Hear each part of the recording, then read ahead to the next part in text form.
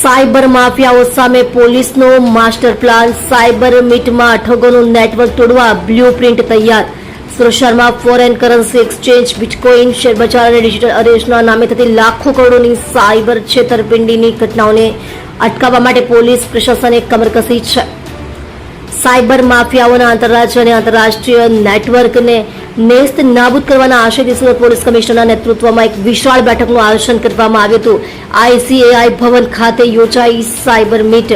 શહેરના રાજ્યના વિસ્તારમાં આવેલા આઈસીએઆઈ ભવન ખાતે આ ખાસ સાયબર મીટનું આયોજન કરવામાં આવ્યું હતું.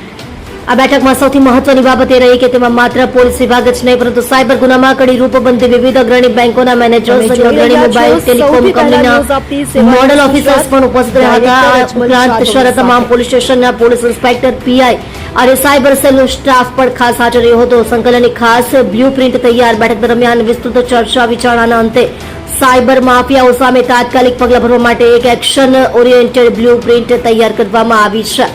આ પ્લાન અંતર્ગત જ્યારે પણ કોઈ નાગરિક સાથે સાયબર ફ્રોડ થાય ત્યારે બેંકો ત્વરિત ધોરણે એકાઉન્ટ ફ્રીઝ કરશે, જેથી પૈસા ટ્રાન્સફર થતા અટકે. બોગસ સિમ કાર્ડ અને ફેક આઈડી આઈડેન્ટિફિકેશન માટે મોબાઈલ કંપનીઓ પોલીસને રિયલ ટાઈમ ડેટા